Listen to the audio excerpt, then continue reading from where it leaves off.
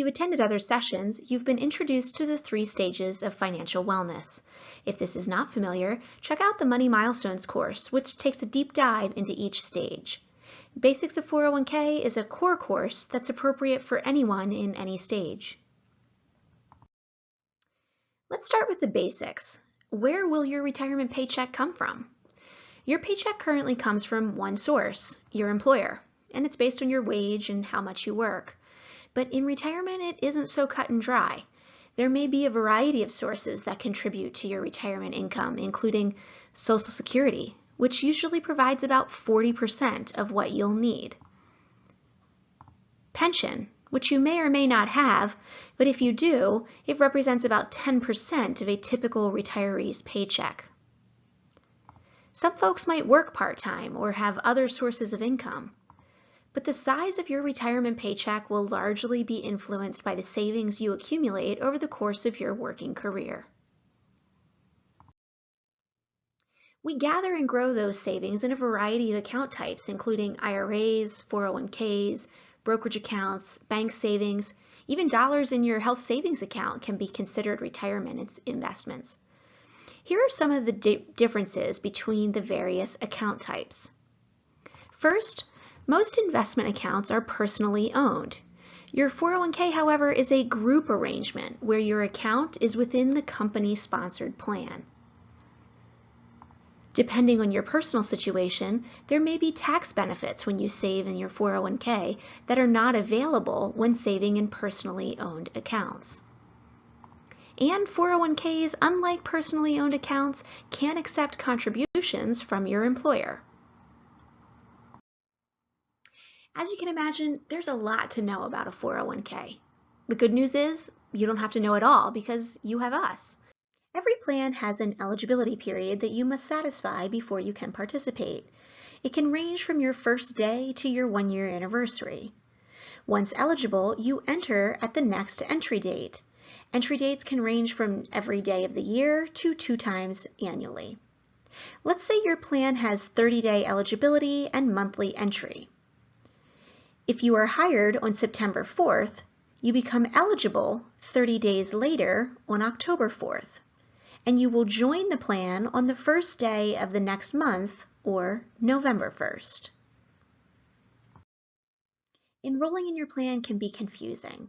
This might make it easy to set decision-making aside, but life moves at the speed of light, and before you know it, it's years of savings opportunity that have passed you by. This is why many plans have automatic savings features. In an automated plan, you are automatically enrolled unless you opt out. If the plan has automatic escalation, your savings rate will increase each year. For example, you might automatically enroll at 3% in your first year, and then your savings rate will increase by 1% annually until you reach 10%. Each plan's auto features are different, so consult your plan documents or reach out to one of us. Some employers make contributions to your retirement savings too.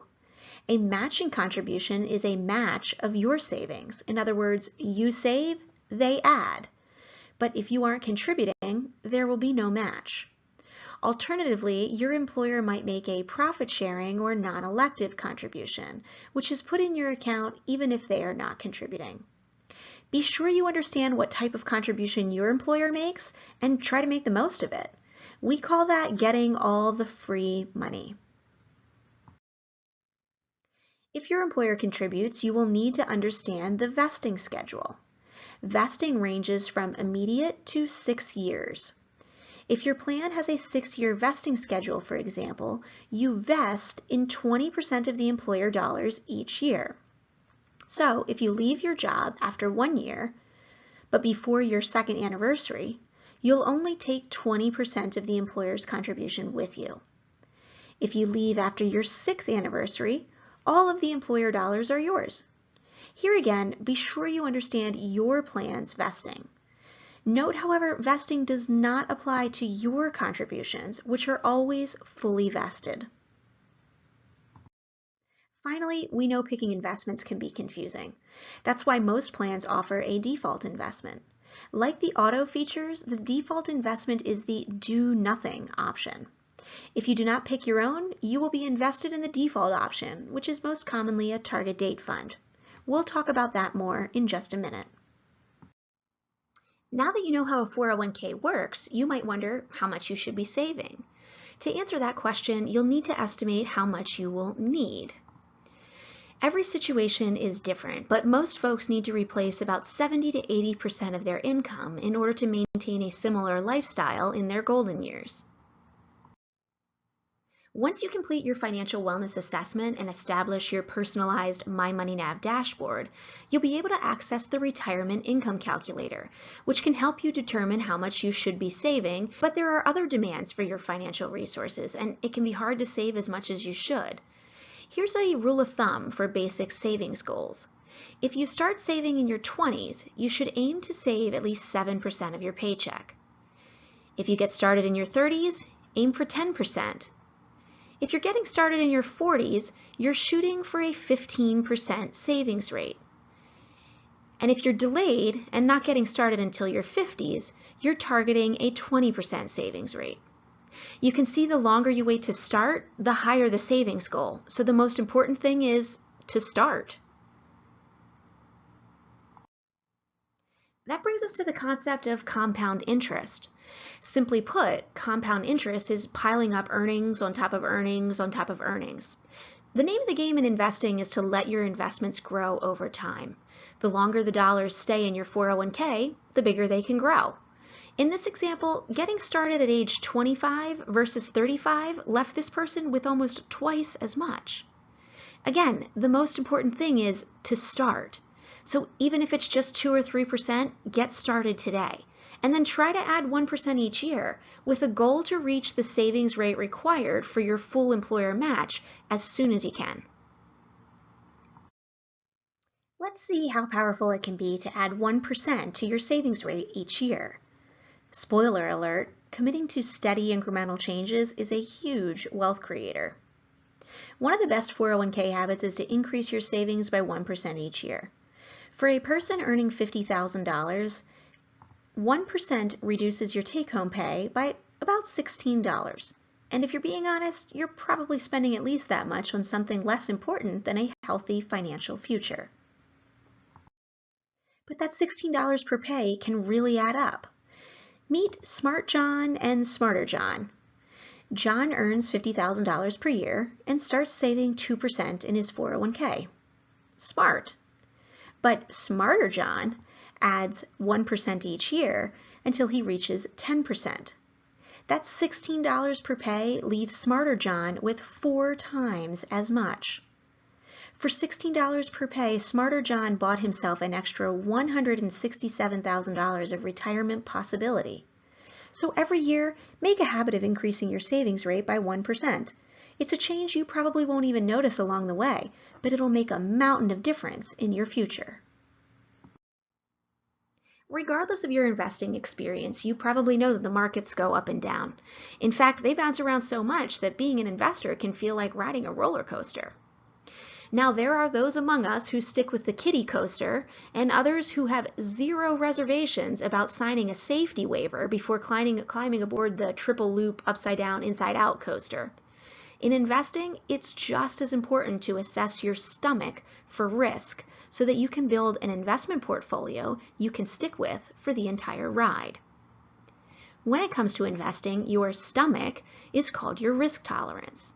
To get on the right investment ride, you'll need to consider your time horizon, which is how many years until you retire.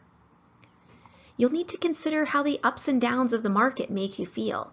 Investing is equal parts emotional and financial.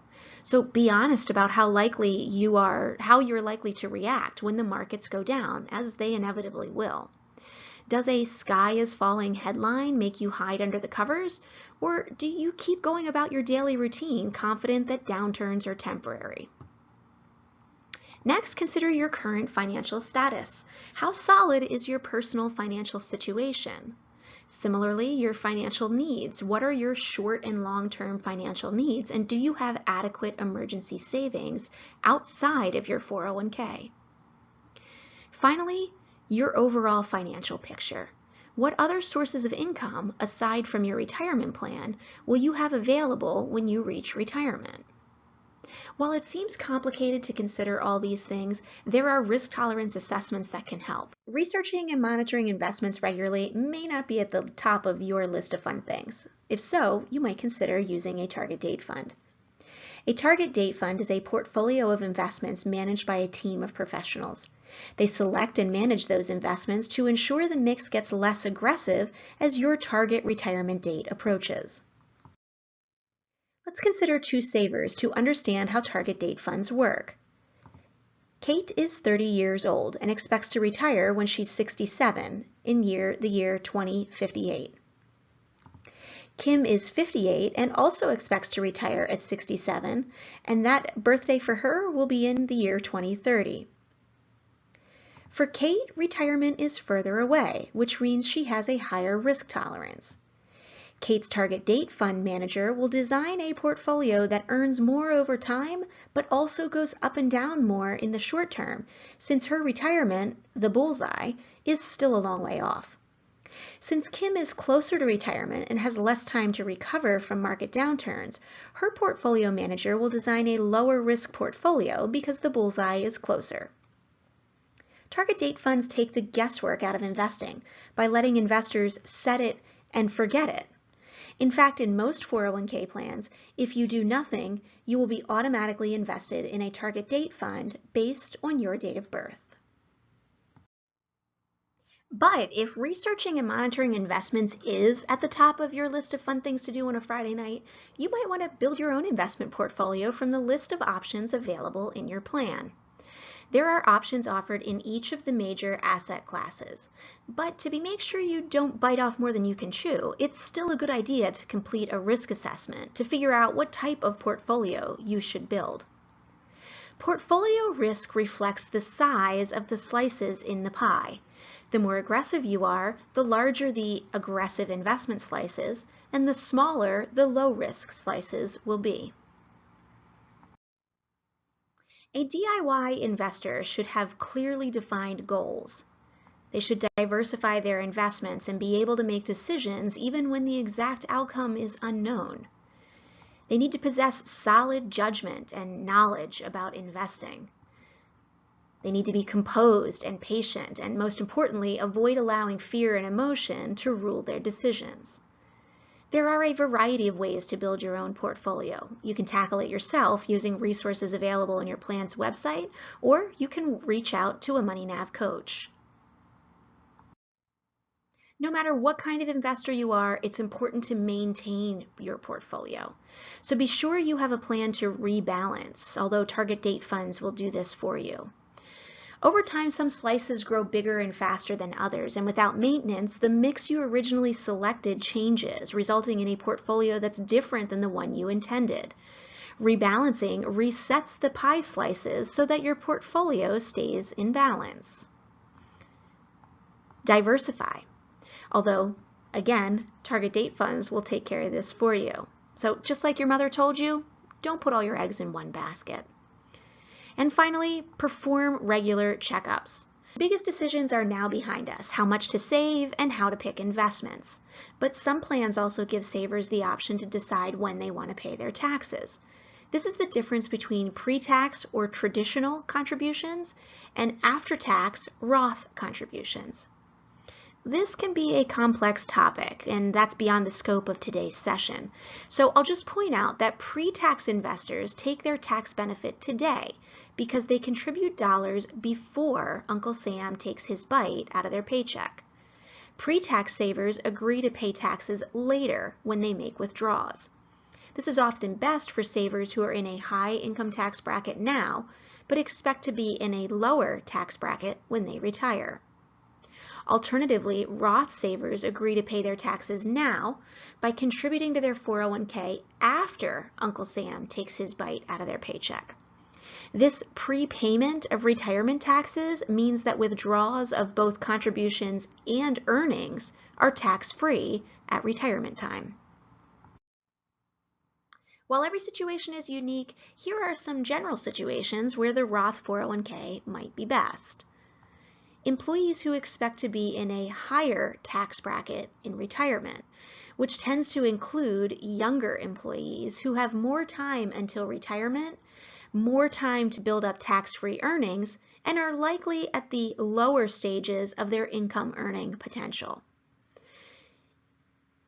Also, in order to contribute to a Roth IRA, your household income must be below IRS limits. The Roth 401k, however, has no such limitations. In other words, any saver can be a Roth 401k saver. So if you aren't eligible for a Roth IRA, you might opt to use your Roth 401k. Finally, Roth 401ks are inherited tax-free, so if you're saving money you intend to leave to your beneficiaries, the Roth option might be best. All right, we're on the home stretch.